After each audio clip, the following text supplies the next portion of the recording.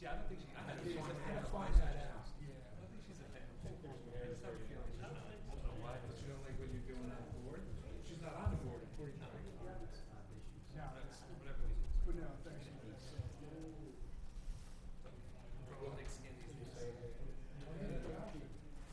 Well, you work with Phillips. Gary likes so, Bill supervises. I thought he said it was this here. It's gonna be a tough one. There's a lot of people running this shit. Yeah, the homeowner, yeah. Trying to get in? Yeah.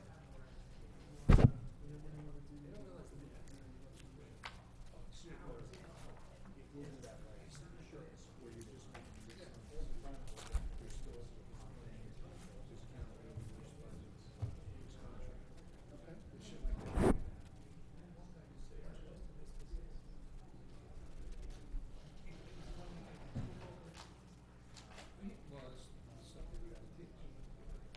Very good. It's great. You mean like what you right on everything.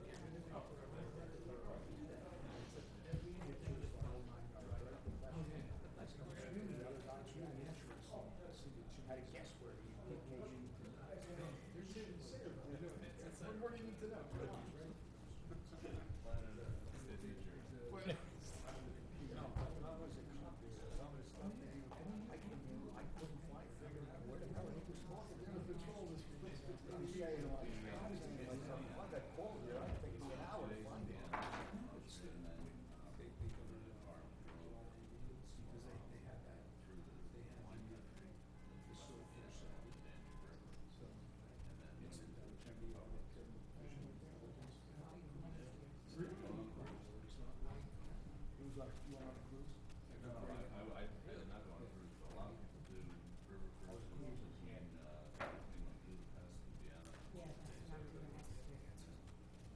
I just got back from the cruise too.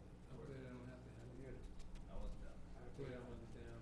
It was raining. It was supposed to be like, yeah, but the ship was fine.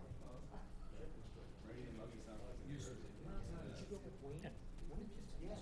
You want to say cruise? Let me tell you, they're just changing. You didn't know he was going? I didn't know he was gone. I was almost on his long side. And we were on the fifth deck one night. Attendants. Julie says to her, keep on waiting. I says, wait, can't be. We went over, it was him. That's not the smallest that's he told me he just got back. Used to be just the same cruise. Even smaller, you imagine 4,000 passengers on the ship are running to him on deck 5 and into 7:30 at night. You got he's going in next year. He's retired now, so he has to be Going because he's a golf player. Yeah. I saw it at Ambassador's house there. It's pretty good. What a place he's got. But then they wait like a job there. That's nice. They got to make money fast enough that he can't. A gallon of gas for $1,000. Yeah, but everything's expensive. Cars are expensive. It's just idea. It makes everyone. Well,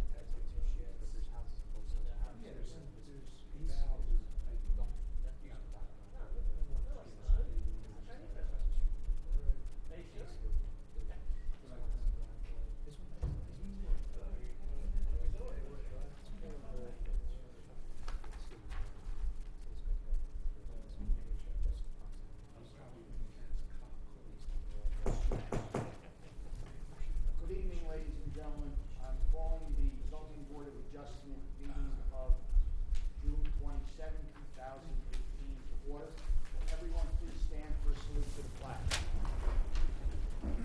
I pledge allegiance to the flag of the United States of America and to the republic for which it stands, one nation, under God, indivisible, with liberty and justice for all.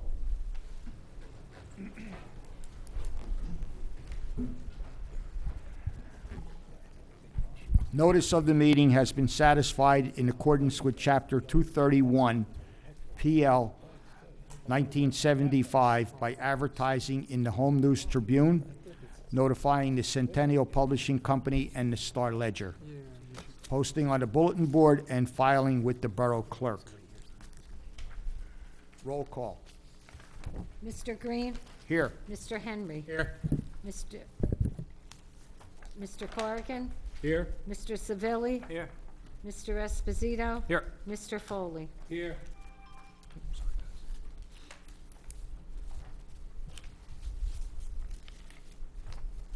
I'm going to start with the first application, the new application on the agenda, which is case number 18-09, 41 Harrison Street.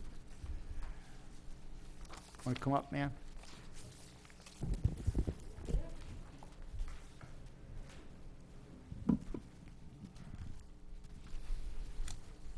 Okay. Good evening, ma'am. We just need to swear you in. Just need to swear you in real quickly. You swear affirm to tell the truth, the whole truth, and nothing but the truth?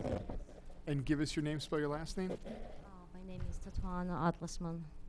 Okay. And just tell the board why you're here, what you want to do. We would like to get a fence for our safety. Okay, and that's on your front of your property is on Harrison Street. There's kind of an alleyway, back driveway. You want to put the back fence on drive- that side. Yes, on another side. Okay, and what kind of fence is it going to be? Is it going to be wood or? It's gonna be like basic 8 feet or 6 feet fence. What is it going to be made out of? Wood or chain link or? It's gonna be like vinyl. Vinyl? Everybody has, yes. We wanna just make pretty our area because everybody has like vinyl road. Ma'am, is there a fence up there now, presently? Yeah, there is fences. So what you're going to do is take that fence down that's there No, and right now replace we it? don't- I'm sorry, we don't have fence right now. There's no fence? There is no fence. There is like Just neighbors open around space? us. Excuse It's me? just open space? Yeah, it's just open space and we have some trees. Okay. Trees are dying and we need to put a fence. And how high did you say the fence is It's going to like be? 6 or 8, 6 or 8 feet? depend on price. Just Mr. Chairman, if I regular. might, let me just try to clarify for the board what Yeah. this situation is. Yeah, your house actually fronts on 2 streets, correct? You have Harrison Street. We and have Harrison Street and we have Harrison Street, but basically this is like fire lane. It's not It's even an alley behind your house. You have a driveway that leads to your Driveway garage on the on the main part of Harrison Street, and in the back, on the 15-foot alley, you also have a driveway. Yes, so That's existing. So it's a concrete driveway with landscaping on either side. yes, And you want to put your fence on the alley portion of Harrison Street, where the concrete driveway is. yes, Right, definitely. So you're not going to use it as a driveway any longer. No, You're no, going to no, block we it have a off. driveway on the front Right, of the so you're house. going to just have a gate, a pedestrian gate, you said, that's going to have access Yes, to we the have alley? a pedestrian gate, yes, just an emergency or, Okay, and the setback from your property line is only 1 foot? That's what you're proposing? yes. Hey, Jay, if you could maybe explain a little bit further, how far back from the curb would the? I have a photo of what this looks like. That would be good. So I'll pass this down. This is what's the back of her house, which is on the alley, and this is what she wants to block off with the fence. So I'll just send that Yeah, down so we're you can not see it. blocking nobody, we're just not causing any problems. But at night it's very dark and safe. Yeah. See, but he's got a driveway. He's got kind of a cut through. He's got the same thing. Yeah, this is the back. That's, what you're looking at is the back. So it's along that entire line. Well, I have like supporting neighbor, she could I'll explain. send out a couple more. This is the front. This is the front of the house. That's the back. You're looking at the back of the house. And it's the back of the house where, That's where they wanna put the This is fence. the back, there's the fire hydrant I was worried about. You have two of the same pictures are the back, and these are two of the same that show the front. I'd say. Jay, now, is the fence gonna include their whole property, all squared off in the back That's- there? Not whole property, Because just I'm not backyard. sure by the plans where the fence is actually going, to be honest. You have, you have your driveway in the back, and there's like a decorative landscaping area on either Yes. side. Are you gonna enclose that decorative landscaping behind the fence? Yes. Yes. Okay, so what you see in that picture, the entire back portion is gonna be enclosed with the fence. So, I guess coming off from your house to your neighbors, out along the road, back and back to the house, is the whole area gonna be cordoned off? No, how, could you help me, please? Just Hi, my name is Constance Eberhardt, and I live at 39 Harrison Street. So I'm on the corner. Mrs. Atlason is right next door to me. That house originally was built border to border, front, back, sides. There was no usable property. It was an elderly couple who lived there, and they just used the house. Now that Mrs. Atlasman and her husband have moved in, she wants to protect the back part of her property, mainly because of her grandchildren coming and playing out in back with the See, Harrison Street is a street that nobody knows about. We're like our own private little community up there on the hill. And more and more people are learning about it, you know, where we are, and they're using that back alleyway as a through street. So what they would like to do is protect the back of their property, mainly for the safety of her grandchildren. Okay. But the fence itself is not going to infringe on the street at all. It's just literally to protect the back of her property. It's gonna be 1 foot in from the property. I believe that there is Right. 1 foot, you know, Right. The ordinance says 20 feet is required. there's no room. Understood. So that's for the board's information. Because it's got two frontages, you have technically 20-foot setbacks from both streets. Jay, I just drew with my pen here. Is this where the fence would be going? I'm trying to That's my understand. understanding. I think you probably want to show that to the applicant just to confirm, but that's my understanding from speaking with her before the meeting. Just write down. Yeah, this is the way house. So the whole thing is gonna be enclosed then, from the back, from your house out, and, Across the Okay. back, yeah. Only 6 feet though, that's Yeah. not 8, yeah, I would say 6 feet. here, if you wanna, The front. this is, Next door has a fence too. that's where the fence is gonna look like in the back. It's just gonna go from here to here and here to here. Yeah, in there. Okay. And what kind of fence is this gonna be again? Tell me again, what kind of fence? Wooden fence? 6-foot vinyl fence. 6-foot vinyl fence? Vinyl fence. Okay. Are you agreeable to 6 foot? Not 8 foot, 6 foot?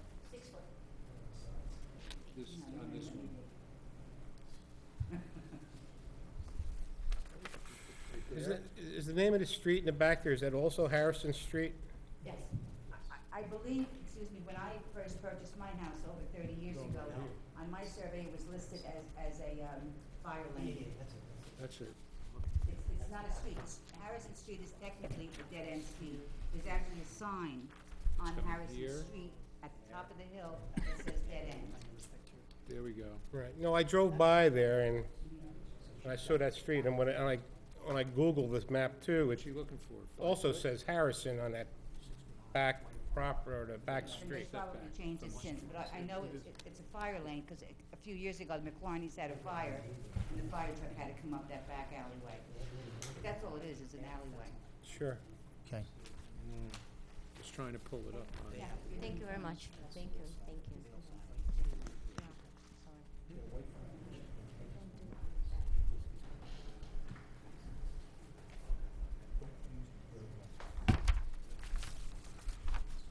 Yeah, we have Trick Street.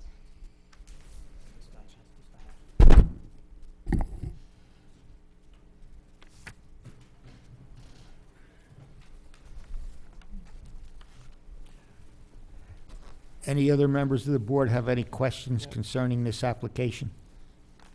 I have one for Jay, maybe. Jay, is no problem with line of sight or anything like that for that back street?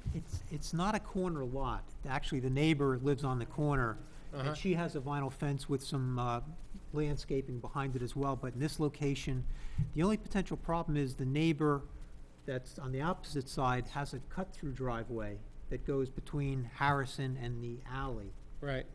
So there may be a little line of sight issue there. If that person wants to pull through his driveway, he may not be able to see in that one direction. But it's not a borough site triangle issue like we typically talk about where you've got two intersecting streets. This is basically a driveway on an adjacent house that goes from one street to the other street.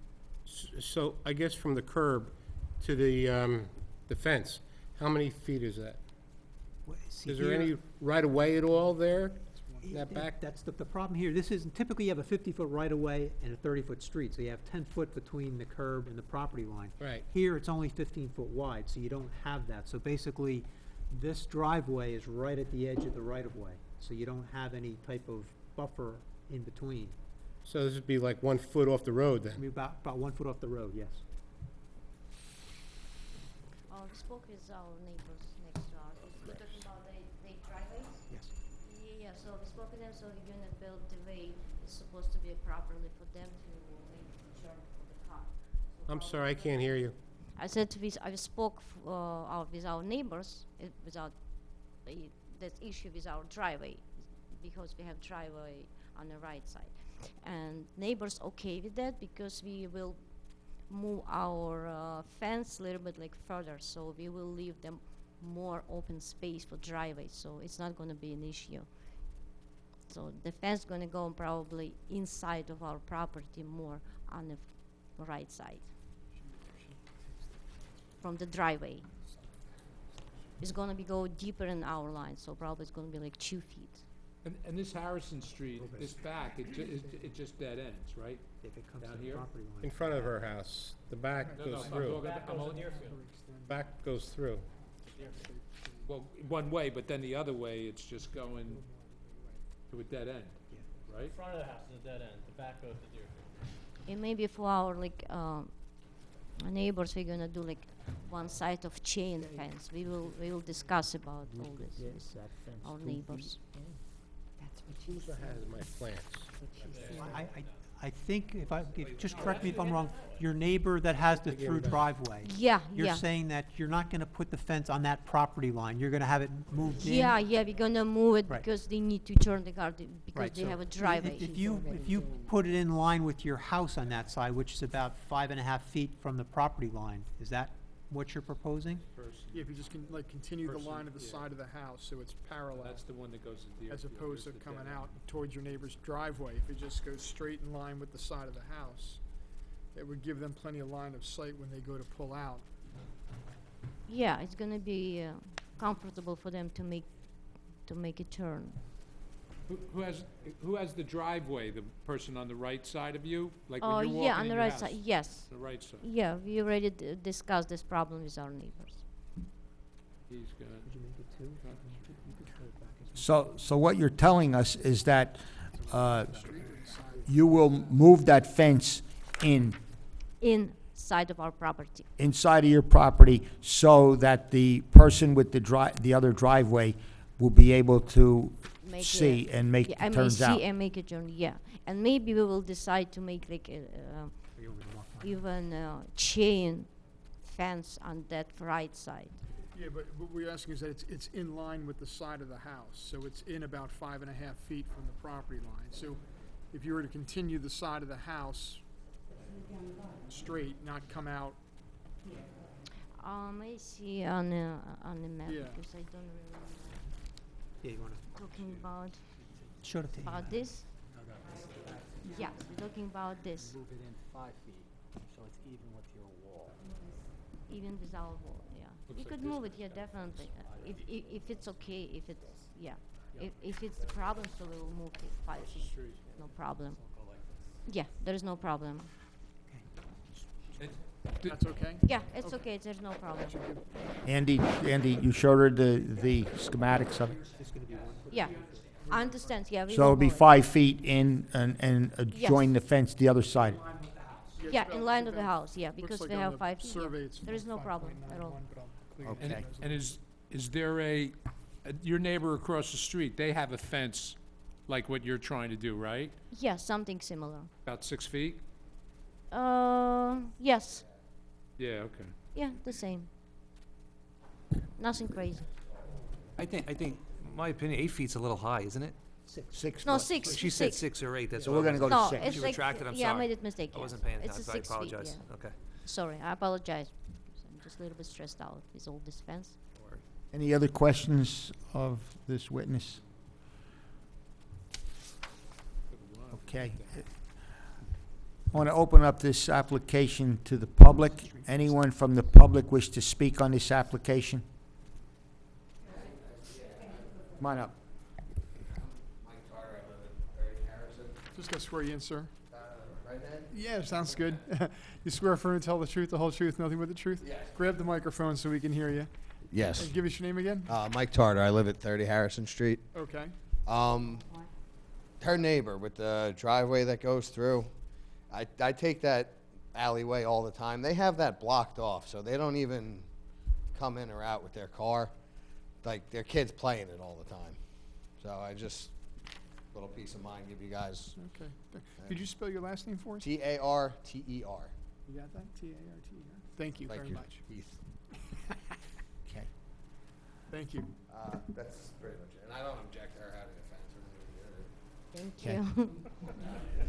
Anyone else from the public wish to speak? Ma'am, do you wish to speak? We just need to swear you in. You swear affirm to tell the truth, the whole truth, and nothing but the truth? Yes, I do. And give us your name, spell your last name? Constance Eberhardt, E-B as in boy, E-R-H-A-R-D-T. Thank you.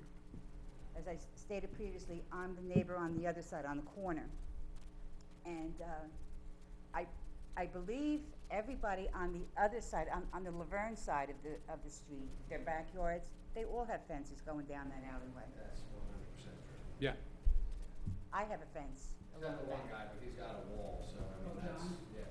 And it's that side of the street that goes, it's that piece of Harrison that goes to Deerfield, right? Correct. It's weird. Why is that an alley and not the other side? Because we don't want anybody to know we're there. We know now. Hey, can I ask a question? Is that street used much? Is it used much? Only by the people who live there. You can only fit one car. Yeah. So if somebody's coming up and somebody's going down, somebody has to give and back up, which, as I said, in the 30-plus years I've been there, we've never had a problem. Okay. Never had a problem. Thank you. Any other questions? All right, I'm going to move that the public portion of this meeting be closed. Second? What's the board's pleasure on this application? I would ask if the council could make a motion for us so we can move on, so we understand what we're approving. Sure, so the application would be approved as submitted with 2 conditions. One is that the height of the fence be limited to no higher than 6 feet, and that the fence on the northerly side facing lot 42, where the driveway is, will be staying in line with the house, so there's approximately a 5.9-foot setback, so that driveway, if used, will have sufficient line of sight when they're pulling in and out of the alleyway or driveway behind the property. It's the motion, application, and conditions. Thank you. I make a motion that this application be approved with the conditions that were just spoken with. Second. Roll call. Mr. Green? Yes. Mr. Henry? Yes. Mr. Corrigan? Yes. Mr. Savili? Yes. Mr. Esposito? Yes. Mr. Foley? Yes. Okay, your application's been approved. It will be memorialized at our next meeting. You don't have to be here for that. And after the next meeting, you can go down to the construction office and pick up the necessary permits to put the fence up. Okay. Thank you very much. So welcome to our barbecue. Thank you. Vegetarian barbecue. Take a ride over there tomorrow. Interesting street, it's an interesting street. Sounds like a peaceful.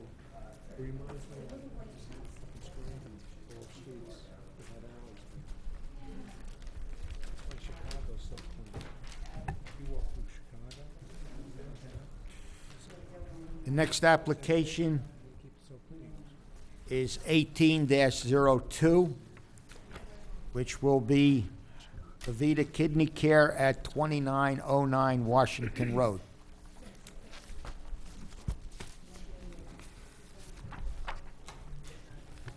Good evening, folks. Good evening. Good evening, Mr. Chairman, members of the board. Just do us a favor, that microphone doesn't pick up, you kind of have to hold it Close? close.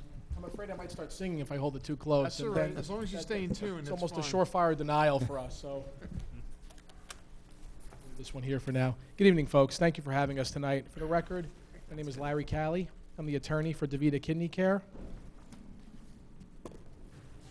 I want to thank you all for being here tonight. I see a full quorum, and in the summer, that's very difficult, I know, with boards. So I thank you, and I know the applicant thanks you for hearing us this evening.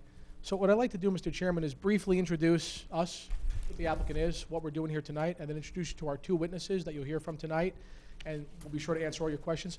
I don't anticipate taking up all that much of your time on direct testimony tonight. It's a pretty straightforward application. Nonetheless, we have the technical D-variance component here for the use in the shopping center, so we'll be sure to get through all the necessary testimony, then we'll see where we are at that point, Mr. Chairman, if that's okay with you. Just for the record, Mr. Chairman, you introduced it. It's 2909 Washington Road is the site. It's a 19-acre shopping center. It's a Sayerbrook shopping center.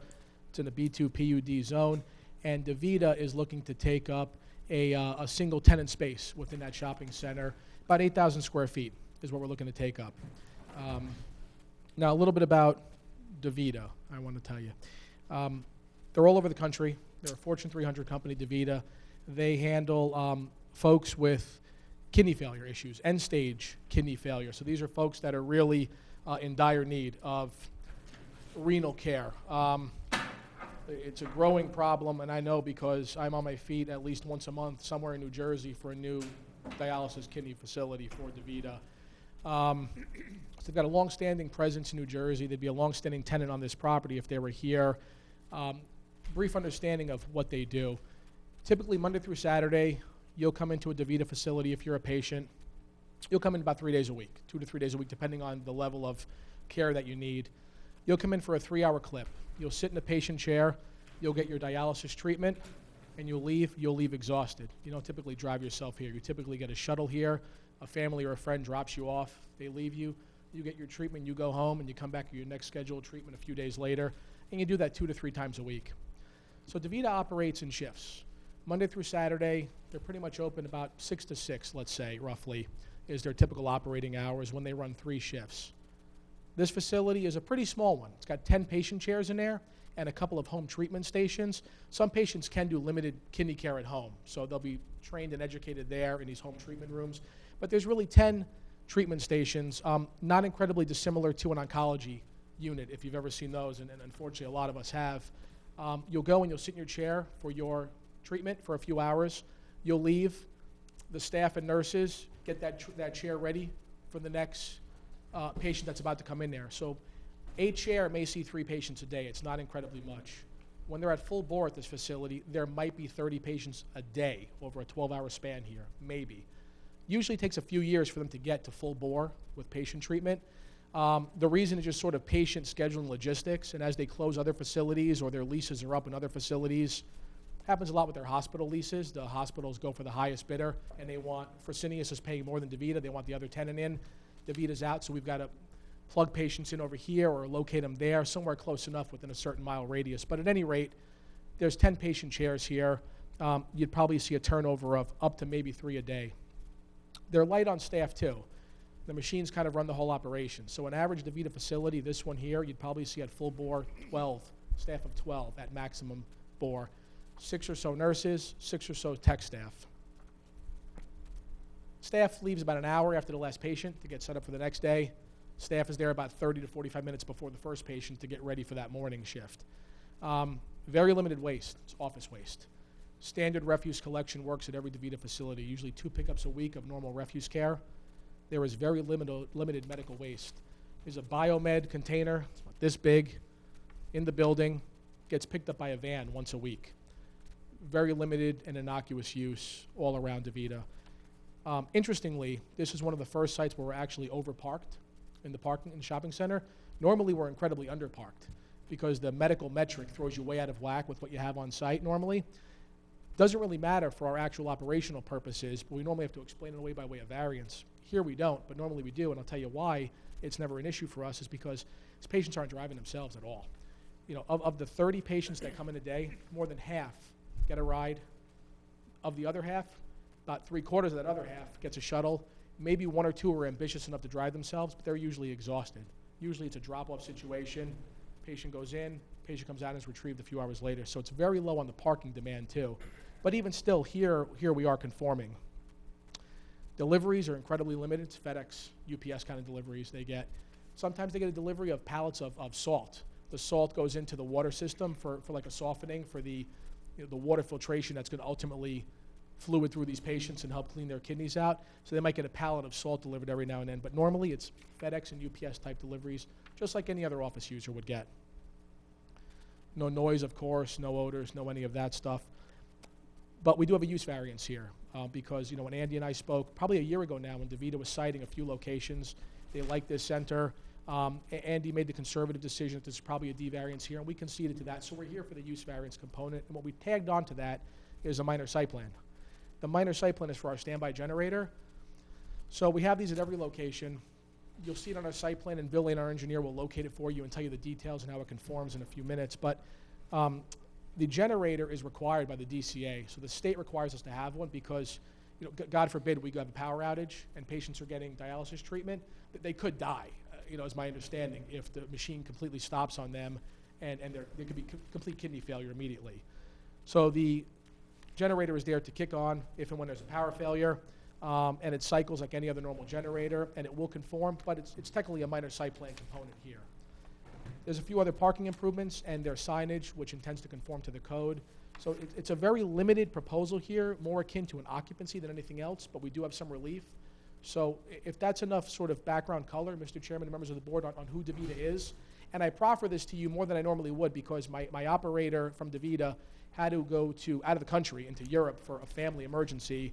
I thought it was a vacation. It was not, and my operator couldn't be here tonight. He's in Ireland right now. So I hope that operation is, I think it's pretty clear what we do here, but I wanted you to know sort of the nuts and bolts as to what you would see on this property if you voted to approve it. Pretty limited operations from a movement standpoint of patients and staff and cars. And if you think that gives you enough color, Mr. Chairman, what I'd like to do is call our first of 2 witnesses, our engineer, talk about the site, I want to show you the floor plan, what it looks like on the inside of a DaVita. You have those on file, but we'll talk about it. And then our planner to talk about the variance component. Anyone have any questions of the attorney before we proceed? Mr. Chairman, I just would like to bring to the attention of DaVita folks here, that space I believe that you're looking at is currently used by the Democratic organization, and most of us up here are maybe part of that, and some of us are finding out tonight that we're being moved out, so I just want to bring that to the attention. I understand. I did not know that. We're familiar with the area. We're very, very familiar with that area. And I appreciate knowing that. And if it's not a conflict from your perspective, I have no issues with the fact. I appreciate that you're familiar with the space. Yeah, I think my understanding is that you folks already have a lease already signed for the space. They do. So the way it works, just because it's just early in the night, I don't want to take up too much time, but I'll give you a little bit of idea how that works. That's okay, Counselor. I just wanted to bring to the point that we appreciate, Mr. Henry, you putting that on the record to keep everything in the open. But my understanding, because this has been brought up, was that the lease with the Democratic organization has already ended. They vacated the premises, and this lease for the same space has been signed. So I don't think there's technically or legally any potential conflict, but again, it's always better to bring these things out on the record, so even that is the first time I'm hearing that, too. yeah, Right? so, Okay. so I don't think there's any legal issue here, but always good to put it on the record, so you can. No, I appreciate that. So, but briefly, my understanding is that the way the leases work is they handle them in-house, DaVita, out of their Denver office, and they negotiate them for a very long time when they cite a spot. So they probably started negotiating the lease for that space back when Andy and I first spoke, I want to say last August or so. So this has been in the works for a long time between the property owner and DaVita, and as far as DaVita knows through their brokers, they're just coming into a viable space, so they don't know who's leaving or why or when. They're being told that it's on the market. So Do you know how long the lease is? they're normally 10-year leases with 2 5-year extensions normally. Okay. Okay, you can call your Thank you, Mr. first Chairman. witness. So I'd like to first call Bill Lane, our civil engineer, and we'll qualify him in engineering. You have his plan before you, and then we'll talk about the site layout and then the floor plan briefly. Good evening, Mr. Lane. You swear in? You swear affirm to tell the truth, the whole truth, and nothing but the truth? Yes. And please give us your name, spell your last name for the record. William Lane, Lane.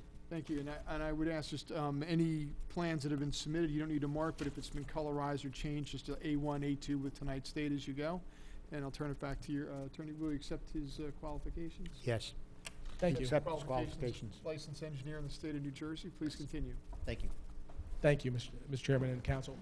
So Bill, if you would, you heard my proffer to the board about the location of the site. If you could just orient the board with the site, where we're going and what we intend to do. And we should probably mark this right up front because this is not on file with the board. Yeah, so just A1 with tonight's date somewhere on it. Correct. This is called Overall Plan Exhibit. It's dated 6/27/2018.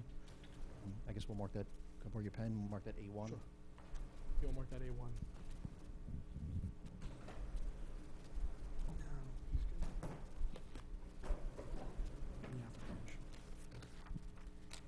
This is similar to the overall plan that we have in the package with the addition of an aerial in the background of what's in the neighboring area and then also what's on site.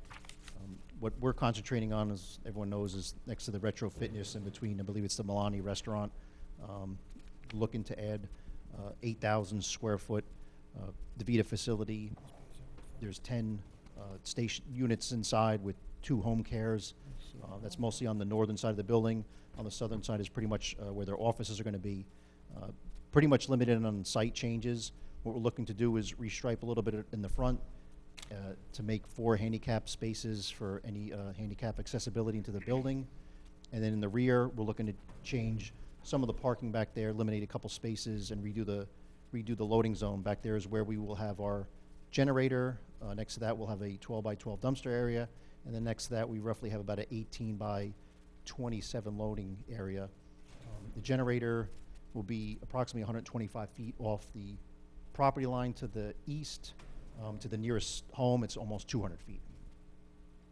And will there be a front and back entrance for the customers? There's a front entrance only for customers. There's a rear entrance for loading. Any garbage disposal out the rear.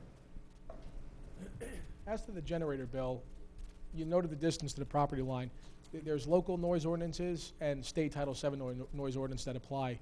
Can we comply with both? With Correct. this generator? Yes. We'll And- comply. and the way it's been explained to me is that it'll be in an enclosure. It'll be self-fueled. And typically the noise levels at these, the way it's been explained to me is that roughly at the, right at the generators, roughly about 75, 76 decibels, which is probably about the equivalent of standing next to a washing machine. As you get to the property line, which is about 125 feet away, it's like normal conversation. It's like what you hear like as us conversating here. Then as you get out towards the home, it's roughly like the hum of a refrigerator. So it's down in like the low 40s decibel level. And where does it go? Does it go right outside? It is right to the rear of the building. So it's just to the east of, So it's adjacent to the right adjacent to the rear building. entrance? Yeah, it's probably about 10, 15 feet off the backside of the building. Mm-hmm. And it cycles once a week for maintenance for about 15, 20 minutes. Correct. And just to give you some reference too, it's down roughly about elevation 34. The back corner of the closest house is at elevation 44, so the house is up about 10 feet higher. So we are down, so at least the noise isn't traveling downward. So there is that elevation separation. There's fences along the rear properties. There's limited, you could see some trees and there's a little bit of evergreen sprinkled in there. So there's a little bit that help attenuate the noise from it. And there's going to be something around the generator? Yeah, it'll be in an enclosed, attenuating or enclosure. And then we'll fence it in. Could you explain before you said something about 150 feet away from something, then 250 feet or 200 feet from a house?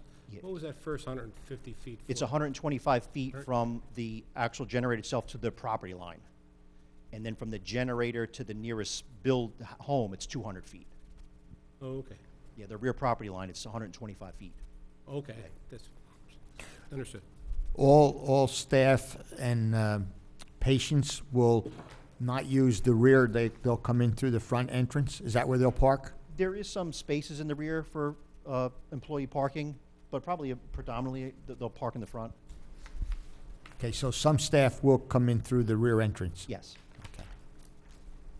And I know we said we'd comply with the noise code bill, which is really the main factor, the generator, but oftentimes recommendations from boards and board staff is when we cycle it for maintenance, do so during daytime hours, during a weekday, so it's not impacting any residents if there are any. Most folks are at work.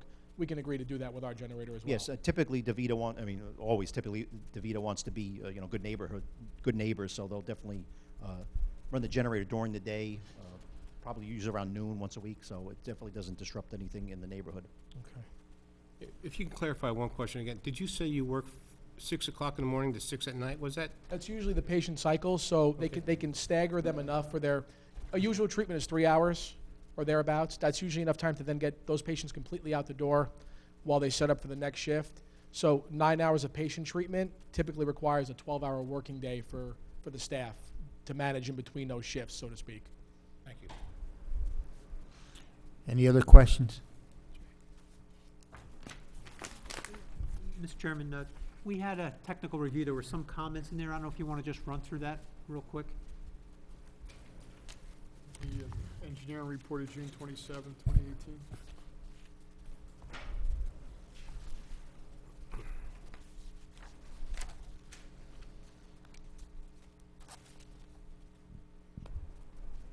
Yeah, I guess we'll start at the site grading and general comments.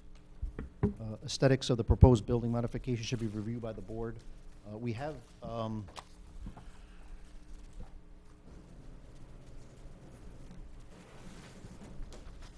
architectural plan mounted.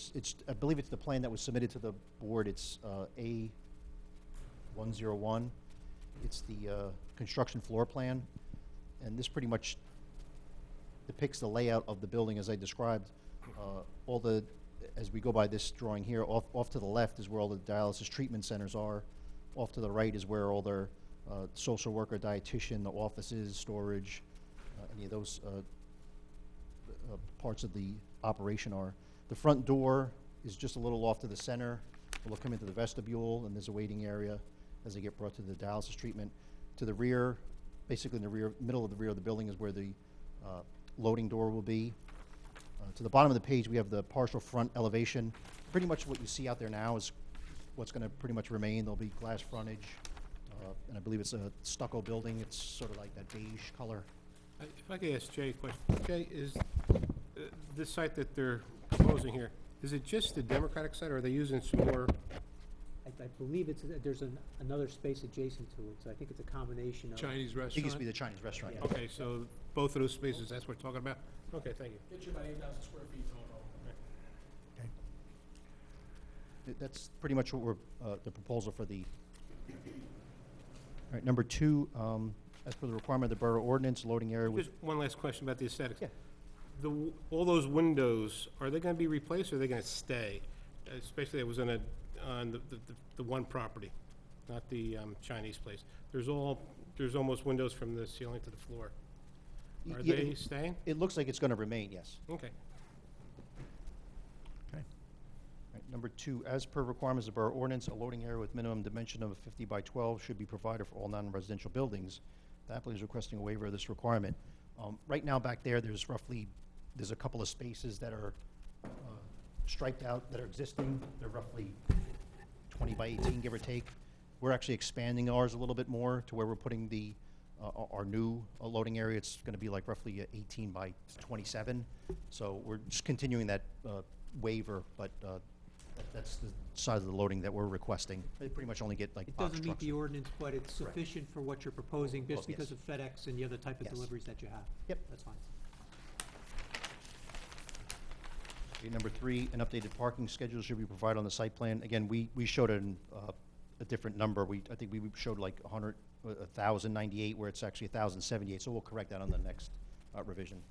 Right. We're still more than For the adequate. board's information, the overall parking, the overall center required in the 980 range, so they're well above that with the parking. Even with the reduction of 4, they're reducing what's there now by 4 because of the restriping of the handicap spots and taking some spots away from the rear, but it's still well above what's required. Okay. And just to clarify, the handicap space restriping, that's in the main parking lot in the front, and the spaces being removed is in the back for the dumpster storage I area. think with the restriping in the front, we're losing one space, and then in the back, we're losing about 3 spaces. Thank you for clarifying.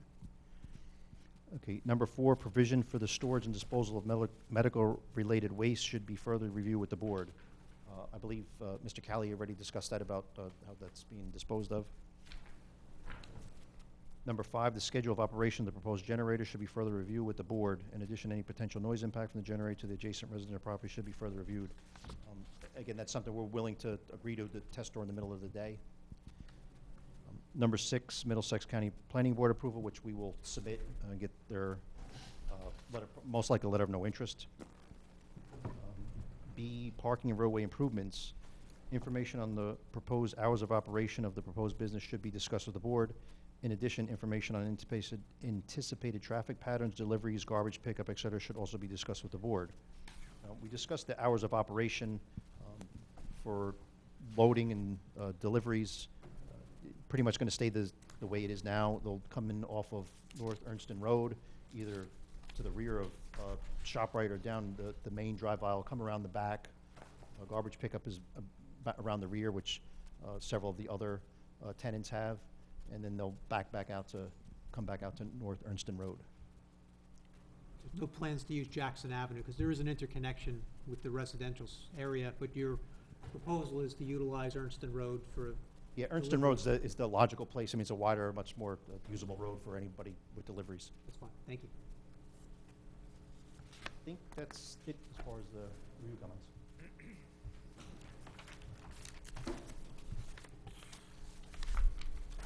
I have a question. I don't know who's going to address this.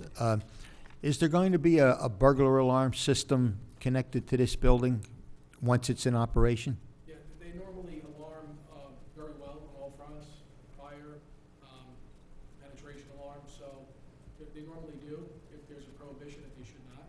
If there's a requirement that we do. No, it's not a requirement as far as I know, but what I'm concerned about is you have medical things within the building. So, exactly, that's a good point, Mr. Chairman. It brings back to the point about the facade and the glazing and the glass. There's a lot of HIPAA requirements, so part of what DaVita does, partially being a large company, they can afford to do it, is they try to create sort of an aesthetic improvement for their facilities to make it comfortable for their patients, but in so doing, they also try to make it a little more secure for their own HIPAA requirements and their regulations. So when you walk into a finished facility, there's a lot around here, you see it looks pretty sharp from the outside. It's not out of character with the neighborhood. They mimic the area, but it looks pretty sharp. But there are things that protect you from seeing certain areas you shouldn't maybe, with certain shading and glazing on certain glass and areas that are locked. So they normally lock up pretty tight.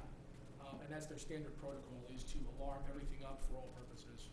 Good, because the location is, you have a ShopRite in there, and there's a lot of traffic there. But where this location is, it's kind of off the beaten path, so to speak. And I was concerned about a burglar alarm system. Now, you also talked about medical waste. That waste will be kept inside the building until pickup, is that correct? Yes, and it's not technically medical waste, it's their biomed waste, so it's not your typical blood and syringes and things that have touched actual bodily fluids other than waters, but there is a certain type of waste that does not go into regular refuse containers or recyclables. Those are in a small container like we have in our home, not that much. It's picked up once a week by a van. So let's say like a little FedEx Express size van, a van you would take to the airport, a little shuttle van. That comes once a week to collect it. There's really not much waste at all. It's typically an office waste kind of operation. You'll see paper and yogurt containers in the refuse. You might not see much paper either because of HIPAA. But And the syringes will be kept inside also until yes, they're picked up? everything is inside. To the extent there is anything that punctures bodies, which there isn't much here, that's all inside, maintained, contained, and locked away until it gets taken away by a licensed carrier. And it's usually once a week. Okay, thank you. I have a question. So when you say there's no medical waste per se, the process of doing dialysis is what, just filtering one's blood? No, it's mostly water. It's mostly water in the urine process for your kidneys. Okay. And just flushing that through, Yes. but not flushing anything out? Right. Well, what comes out is just normally what will come out is if you go to the bathroom and relieve yourself. So it's kind of filtered? It's filtering that aspect. Essentially water, yeah. Okay. And when you use the word normally, because normally it's not a committed, so when when the chairman was asking about the security and stuff, you said they normally do. Yeah. Does that mean they do, Well, they or do. they might do? What that means is if the chairman said, we don't like burglar alarms here at Saybrook Shopping Center because we've had X, Y, and Z incidents, we'd have to find an alternative protocol. That's what I mean by normally, is we would adjust to your needs if you told me there was an issue with a standard type of burglar alarm. Okay, so that, That was my response. so the location will be secured. Oh, absolutely. Okay. Absolutely. They, in the news years ago, there was a carrier that, had, I think, $100+ million liability because of, not, I think, a document infraction, but something went through the internet somewhere, and it was infraction, it was a medical carrier, and DeVito was one of the ones that went along for the ride, and it was hundreds of millions of dollars paid to the government because of something that could have been a violation, a regulatory violation. So they are incredibly sensitive to their compliance and regulatory. With the physical site, this is easy for them to secure. Mhm. This is the easy part. The hard part is the stuff that's out there sort of in the e-world, you know? Right. This is the easy one to do. A lot of the facilities are in areas that have high crime too, unfortunately. We leave hospital facilities, which are sometimes in parts of town that have been, you know, more urban developed, and you see some high levels of crime, and they do well there too, even in those facilities. I was just out in Perth Amboy that was in an area where the officers were telling me they've got a lot of issues all on that drag in Perth Amboy where our facility is. We've got the nicest operation on the block, you know, and the cops are actually thankful for it. So for whatever that's worth, they're aware of their community and they react and respond well. And, you know, sort of part of their success model, I suppose. Mm-hmm. I have one question. What type of waste do you get from a patient, I guess? Is there anything, or? No, there really isn't. I mean, it's just the kidneys are flushed out. It's a water process.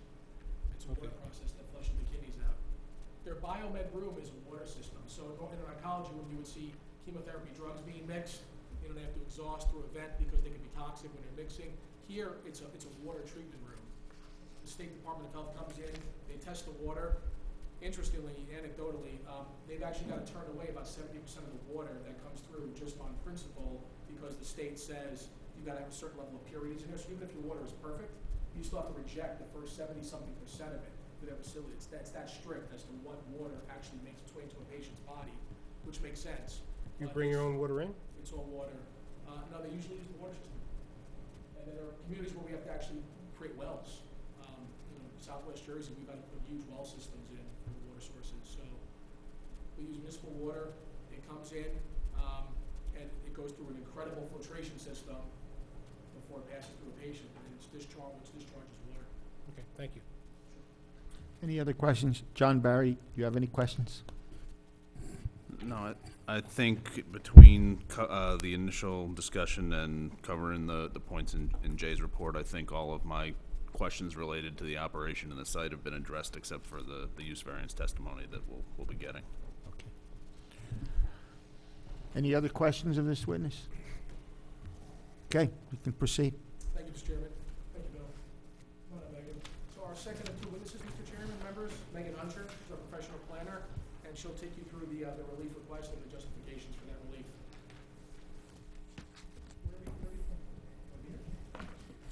Yeah, might be easier so you can hold the microphone. Good evening, Megan. Need to swear you in? Take your time. You swear affirm to tell the truth, the whole truth, and nothing but the truth? I do. And please spell your last name for the record. The microphone is on. Can you hear me? Okay. Good evening. My name is Megan, Meghan, Huncher, Hunscher. I'm a licensed planner in the state of New Jersey.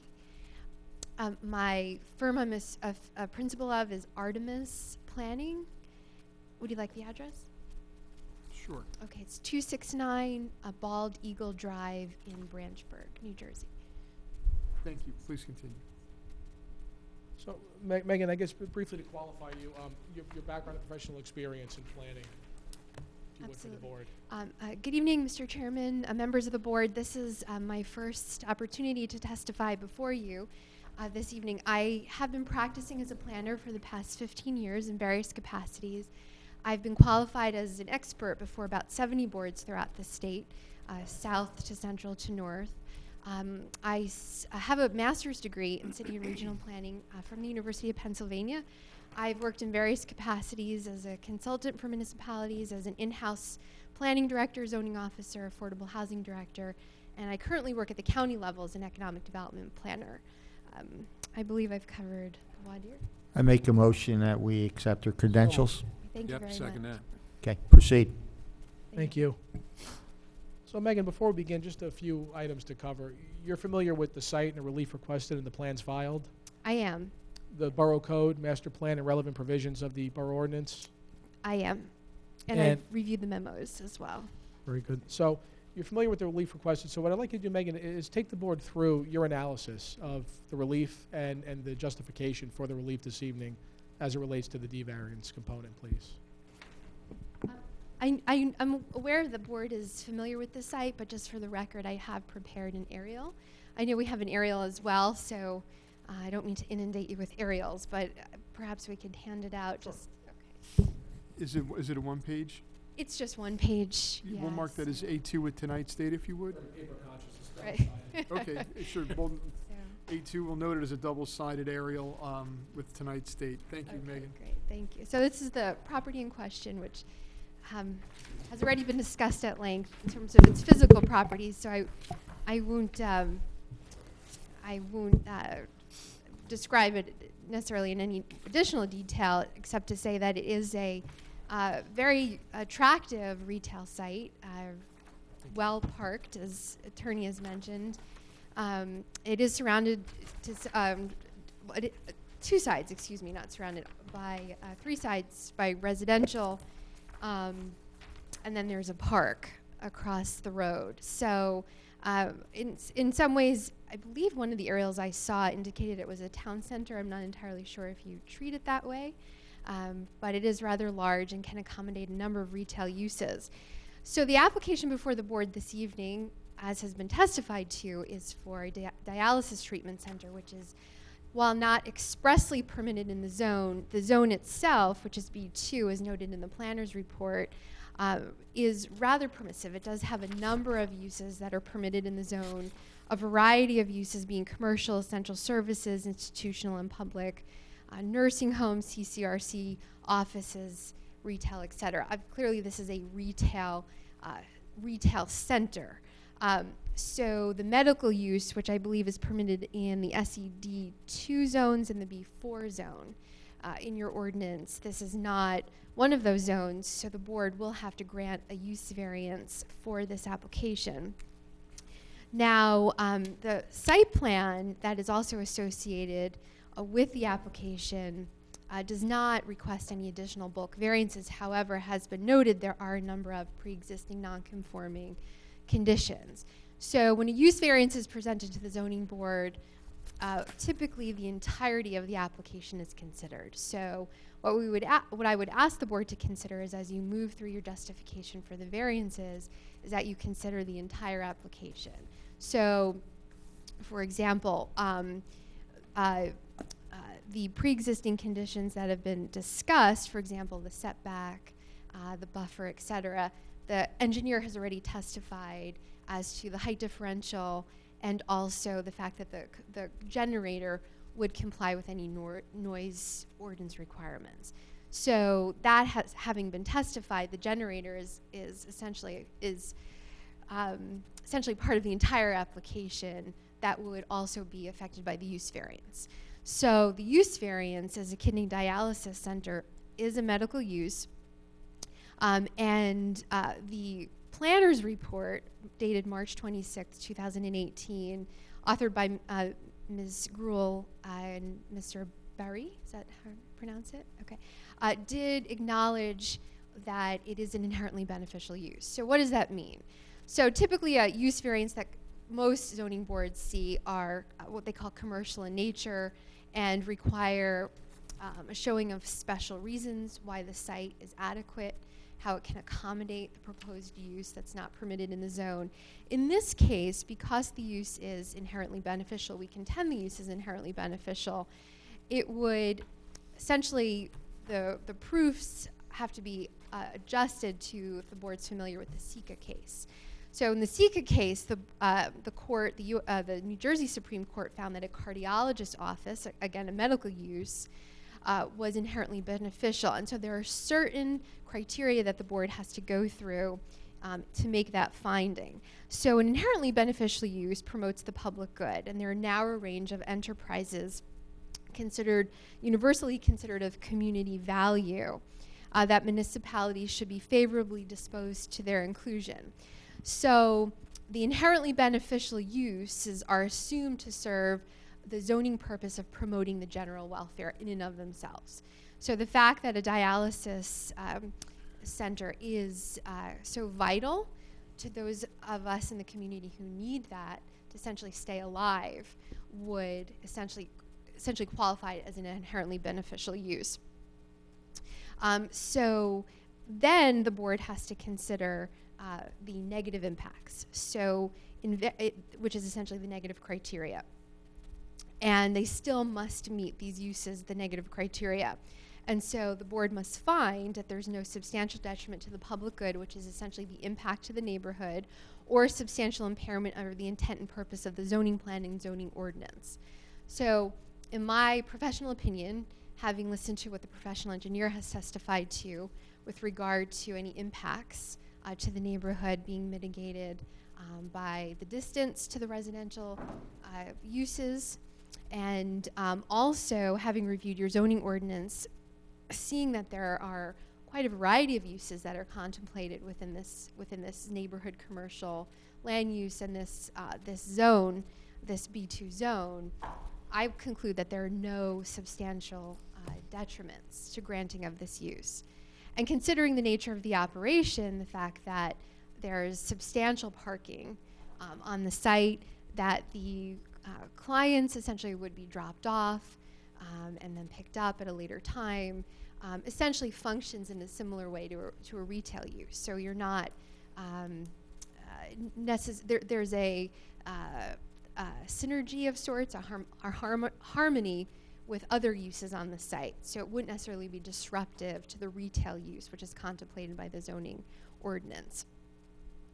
Additionally, one of the things that I will note is we are seeing in the from a planning perspective quite a growth in the healthcare sector in general, and so we are seeing a lot of what and this, fortunately, this retail strip, this retail commercial seems very active, but there are quite a bit of vacant retail spaces that we're seeing around the state, and so we are seeing healthcare taking a large portion of those and function complementary with the retail uses as well. So that is something we are seeing statewide just as the economy shifts and we see increased demand for healthcare uses. And what's nice about that too, in a lot of ways, is that the healthcare uses are occupying built space. So we're not seeing necessarily expansion, additional buildings, and then vacancies in other buildings, if that makes sense. So they're using existing space that we already have built within the state as well.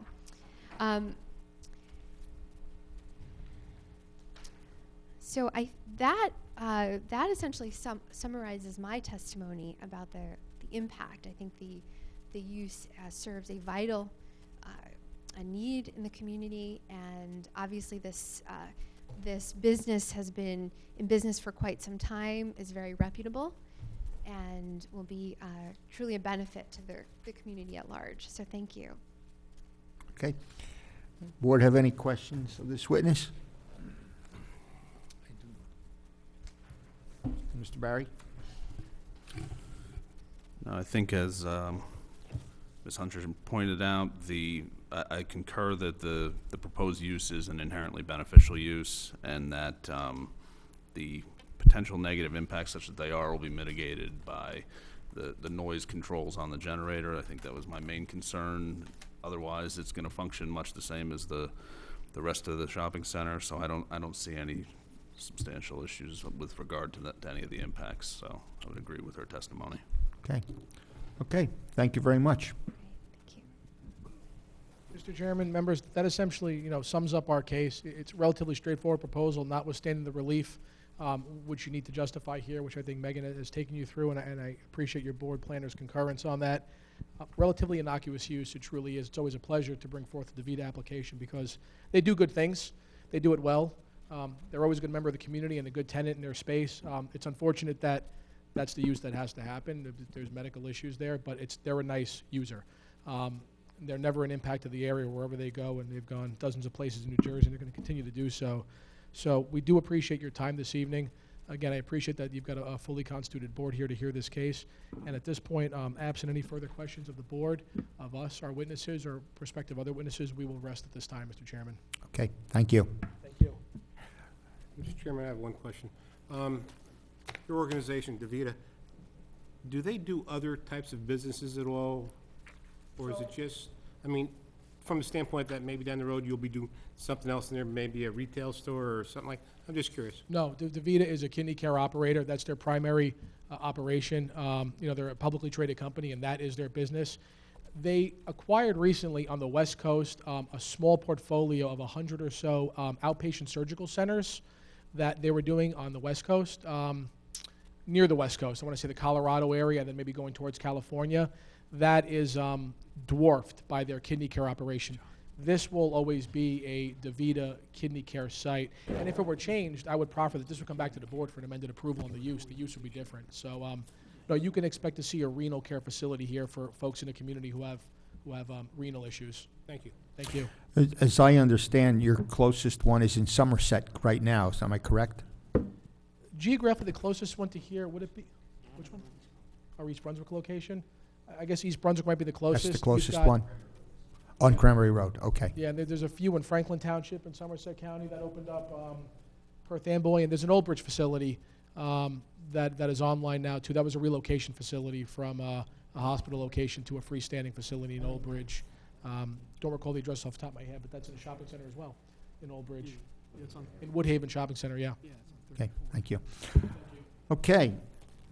If there's no further questions, I'm going to open this up to the public. Does anyone from the public wish to speak on this application?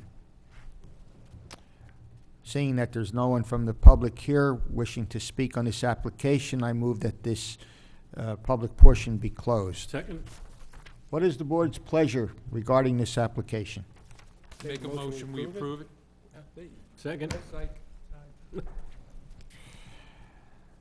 We have a motion and a second to approve this application. Roll call. Mr. Green? Yes. Mr. Henry? Yes? Mr. Corrigan? Yes. Mr. Civilli? Yes. Mr. Esposito? Yes. Mr. Foley? Yes. Okay, the application's approved. It'll be memorialized at our next meeting in July, and then you can proceed from there. Folks, have a happy 4th of July. You too. I may add one thing. Your board professionals, board administrator, Andy, they've been a tremendous pleasure to work with to get to the board tonight. I'm all over the state. It's not usually like that. So I want to thank you folks for being as good as you've been to get us here and through the process. Much appreciated. Thank you. I want to sit in after you vote. I don't want to mislead your vote. Even if there was a no vote, I would have said that. We really appreciate it. Thank you. Thanks for bringing it to our town. I know it'll serve good. Yeah, no, we appreciate it. They're the best client I have. I mean, they are just so grateful. These people, they're good people. Their culture is they hug everybody when they go to meetings. I mean, they've got, How many in Florida? I don't know. I don't know. I see them all, I see a lot of them down in Yeah, Florida. I believe it because kidneys get worse, as you age on retirees in Florida. So they're all over the place, for better or worse. But we've got a few more coming up. Red Bank is looking at one now, looking at Birmingham County. We just finished one in Paramus. It's unfortunately everywhere. Wow. The thing is, they can't see many patients at these facilities. That's the thing too. Is so they're a lot of times they're a handful of miles apart because you can't get as many patients. Really love the Boston. There you go. Thank you, guys. Good luck to you. Thank you. Good luck, thank you. When I found out at the hospital that we were losing DeVita, I says, they're an impeccable operation. How can we leave the hospital? They said, because they just opened on Route 18, Old Bridge, because it's a freestanding place.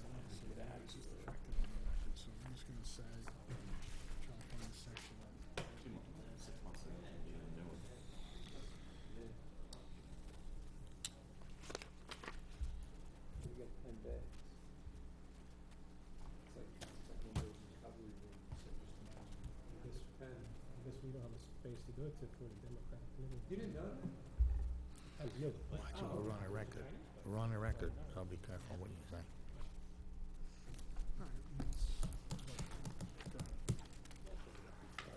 Okay, the next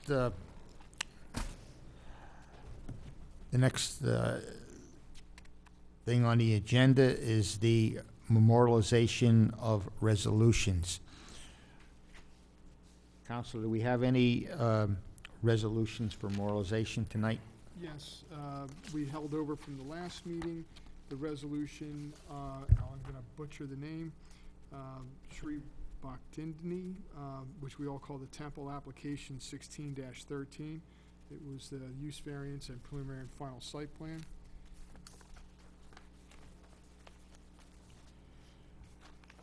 So if there's any questions or changes to the resolution, we should discuss those. If not, we should have a motion to approve the resolution. Could you just go over the one condition we put in there about traffic? Certainly, Can you just explain that in case the public wants to know? no problem. Let me just find that section. I don't have it directly in front of me, but I will get it out.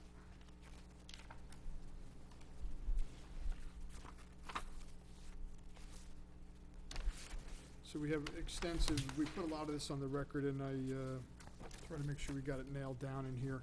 So the condition with the traffic is they will, 1 year after they are in operation. So once it's built, it's open, it's been operating, during that first year, we're going to have certain traffic studies to determine that the levels of service that they testified to during the application are being met. Those traffic studies, how they're conducted and the details of them will be coordinated with the board professionals, specifically our engineer. Traffic counts will be taken, this is on page 12, condition 10, condition B10. Traffic counts during a normal weekday, traffic counts during a normal weekend, during a wedding, during a high priest visit as they testified to, and then the big events they have during the year. There'll be one during the Diwali, which is their New Year's type celebration in November, and then the other large event is Holi, H-O-L-I, it's spelled, which is in March, which is the one that has the bonfire. They will also, as part of these studies, do what I've termed, which is probably not an engineering or a traffic term, a corridor study. So basically, the length of time cars are in traffic along Washington Avenue in front of the location, not just the number of cars that are coming, vehicles that are using the road. So it's how long basically people are stuck in traffic. The report will be submitted to the board professionals. If there's an increase above 5% of what they testified to, that they will meet with the board professionals and police department to determine if there's additional measures to be employed to alleviate the impact of the parking problems that they're finding out there. They will continue to apply each year for the special events permit, which also has its own separate review by the township professionals, including the police department as well. They also, on the the traffic issues, they've also agreed as a condition, and the board imposed as a condition, that if there are weddings, that it's limited to the religious ceremony, and that they would not have a wedding reception or like activity in consultation with the wedding at this location. And that is, unless I missed something, in large part, the traffic-related conditions. For clarification, I guess, for when we say they're open, does that mean when they get the certificate of occupancy? We have it as first full year of operation. We would probably most likely trigger that from either a full certificate of occupancy or a temporary, as long as, and again, their traffic studies, they will confer with the board engineer before they begin. So I trust Jay's judgment that when he says, okay, go ahead and do the studies, that there's enough operation happening there that we would get the full impact of the temple. So if it's, half built, then we're gonna say, well, no, not time to do a traffic study, because it's not gonna show the full impact, because it's not a full facility. Let me ask you, what would the recourse be just a hypothetical, say the traffic was increased by 20 or 30%.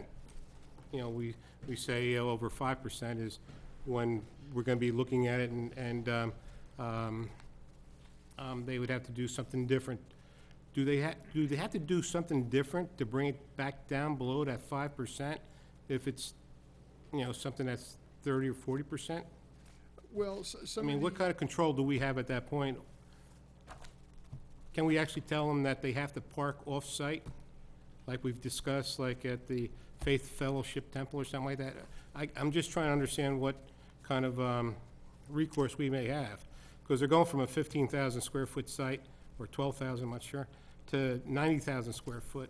And my concern is that people weren't coming to their temple in the first place because, as their problem was, that they were in line to get in, and maybe people didn't want to do that, but now they're going to be able to get in there with no problem. So I guess I just want to see what our recourses would be if indeed the traffic did increase substantially. so the items that were discussed during the hearing were additional off-site locations. They will continue to use the school locations.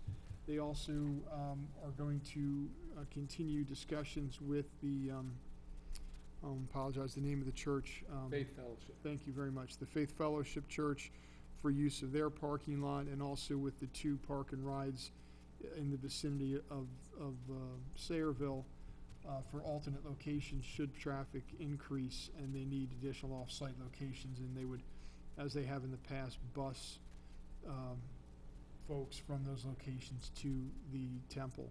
So those are some of the alternatives that were discussed should parking problems increase with the new temple.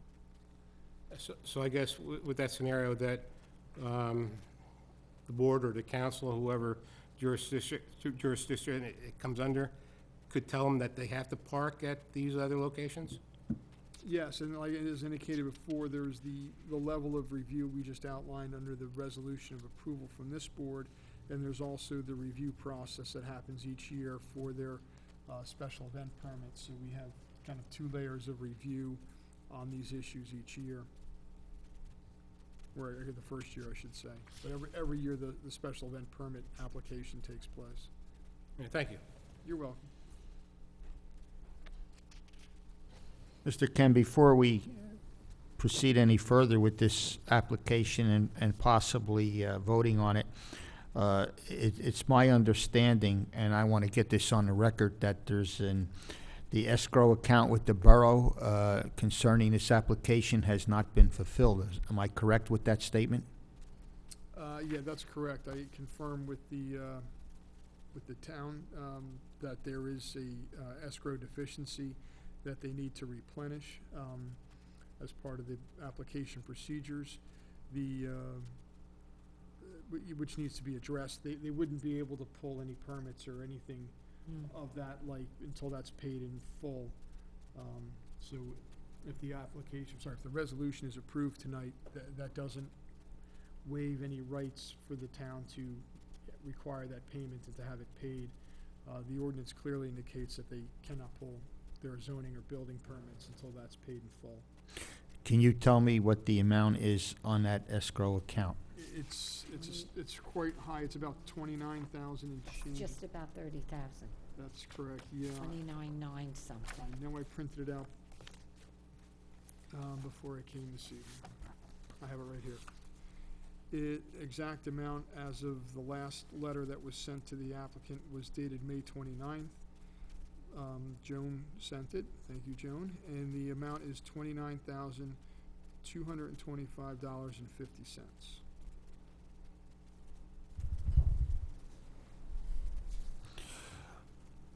So what you're saying then is they're in error of $29,229.50, and even if we approve this tonight, they will not get their permit to proceed until that escrow account is either taken care of or appealed or whatever the case may be. Am I correct? That's correct. Okay. What's the pleasure of this board in regards to this application? I got a question. To vote on the resolution, I didn't vote on the passage. They just abstain. Okay. Is there a certain amount of votes you need for this? No. We need a majority of those folks who were there Who were at that and meeting? voted in Dave didn't favor of vote the on it either. application. Did you? Okay. So Dave didn't vote on it. Dave didn't vote, We have I know 4. that. You We just need a was majority there? of the people, so a majority of the 4. It's just you, Anthony, John, and Ron. Correct. So everyone else just mark as abstention because they were not present. Yeah, I have them all marked already. Okay, good job. Thank you, John. Ready? Yes. Mr. Green? Yes, with the stipulations that we discussed previously. We did make a motion to approve this application? Improve the resolution as Resolution? Resolution. Okay. Mr. Henry? Yes? Mr. Corrigan? Yes. Mr. Esposito? Yes. Okay, resolution is adopted. Okay, has everyone had the opportunity to read the previous month's minutes of May 23rd, 2018? Yes. Yes. I make a motion, we approve the minutes from the May 23rd meeting. Second. We have a motion and a second to approve the May 23rd, 2018 minutes. Before we adjourn, has everyone had the opportunity to read the email and look at the Municipal Access Liability Joint Insurance Fund material? We were going to have tonight a slide presentation by Mr. Kem in regards to this. We're going to hold that off till next meeting when we have the other members here so we can get this taken care of. Is that agreeable to everyone? Sure. Yes. Yeah, and I apologize, I didn't email that out till a few days ago. I do have copies. If anyone would like to take copies, I'll make sure I bring more copies when we have the presentation next month. So if anybody wants, I have multiple copies. And then you're gonna take us through it. Oh, I will, yeah, during the presentation, Okay. I have to take you Some through it slide by interaction and- slide. Yeah, you can have ability to ask questions, Popcorn. discussion, popcorn. No throwing juji fruits though, but, yeah, we'll run through it. But again, if anyone wants a copy, I have like 12 Yeah, 'cause the printouts one thing with- that stood out to me is the $50,000 for us personally that can be used to help defend us when they come after us individually. Out of everything I scanned through, that one just like jumped out of the page. Okay, the other thing, one other thing I want to bring up, and Jay, I would like you to comment on it. We discussed this, you and I discussed it earlier, about the slideshow. Would you give us a little insight on that? Yes, the borough has a stormwater discharge permit with the state, and it's been an ongoing permit. This year it was renewed, and there were certain conditions that were added to the requirements of the permit. One of those conditions is that members of the Mayor and Council, Planning Board, and Zoning Board witness a short presentation that they have on their website concerning what is stormwater, what you should look at when you review an application. The email that Joan received, there's actually a link. So if you go on your computer and you click the link, it'll take you to a presentation, and it's about a half hour, 45 minutes, where they're just gonna go through and explain to you what you should be aware of when you have an application before you that involves stormwater. And it is a requirement that the members go through and view that and advise Joan that they have, because the borough needs to go through and log when they submit their annual report, that the members of each board and mayor and council have witnessed that presentation. Now, did you send the email to us yet? No, I didn't. I just made copies. Okay. Okay, but tomorrow morning, I'm gonna email it out to you guys, so Yeah. all you gotta do is click on the Good. link. Yeah, because the one Yeah. I could work with, but then it's got an alternate link if Okay. that one doesn't work. I'll email everyone tomorrow, Great, the thanks. actual, okay? My next question is, what's the time frame on reviewing this presentation and calling Joan? Unfortunately, it's a very short time frame. The borough was just made aware of this requirement, and I believe it's July 1st, which is when you're supposed to go through and acknowledge that it's been done. I don't know how strict they'll be on that requirement, but I'd suggest if you can look at it as soon as you can and just let Joan know that you've looked at it, that would be beneficial. That way, we can say that it's been done in accordance with that time frame. This requirement, who is this from, the state of New Jersey? It's from the state, yeah. Your Public Works Director is the one that's responsible for this permit and the enforcement of all the requirements. But this email came from someone from the state to the borough clerk, and she circulated it. So that's Okay. how the board was made aware of that requirement. From Phil. No comment. Okay, you all have it. This is what we have Get it to, done. we have to do. You in Friday? I'm not in Friday, okay? So I'm going to do it first thing tomorrow morning. Just email me your response, Got it. okay?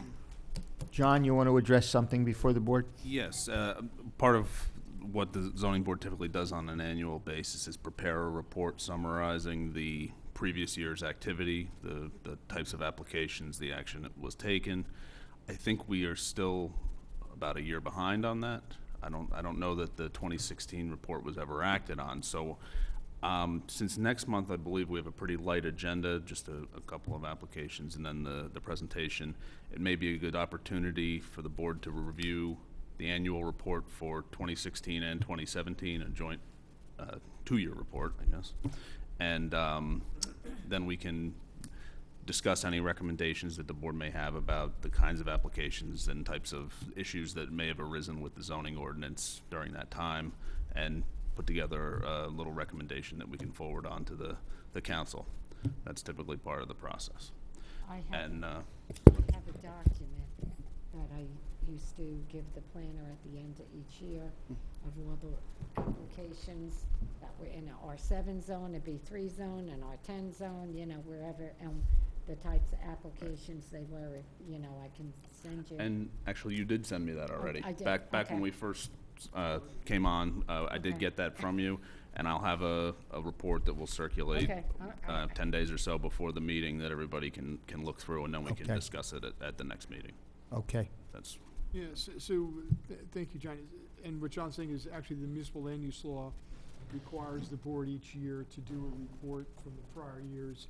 And the purpose of it is not just to facts and figures. If there's anything in there that we're seeing as a trend, maybe we want to make a recommendation, and it goes to the council and the planning board, for an ordinance change. So I know one town that I was doing work for, there was a slew over a couple of years, and that's why it's nice, and John has offered to take a look back at the prior ones, that they were seeing a lot of fence variances. I mean, we were having one almost every meeting, because they were front yard issues. So the change came that they were gonna allow fences in the front yard as long as they were, you know, no higher than 3 feet and not in the site triangle.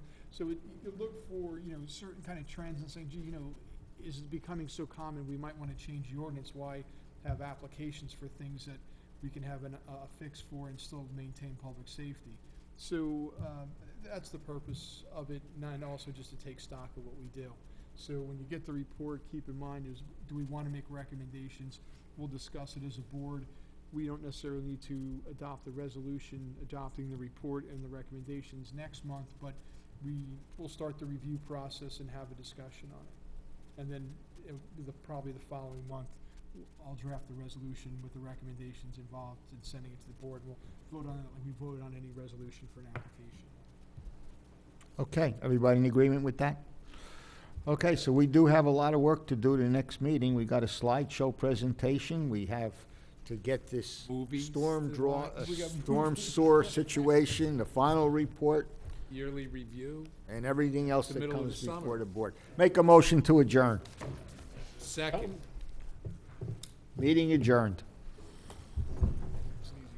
So Mr. Kem, Yes, sir. what do you think of the decision today by the Supreme Court with regard to the public employee unions? And what does that mean? Because you're a municipal guy. Yeah, I think it's, 2 points. What does it do to unions' revenue? But then what does it really do to their political power? and see, that's what's interesting is it came up in a weird situation. There's some states that actually say if you're a non-union member, you still pay a portion of the union dues for the representation for negotiation minus whatever the union spends for political activities. So there's actually, there's a state reviewed accounting of the public unions that shows how much they spend on political non-union work. And that, as a non-union member, you wouldn't have to pay that portion, which I thought was rather fair, because there's no question, as a non-union member, you have the benefit of the union's activities, right? Not to be a pro-union guy, but common sense is, look, if I'm a member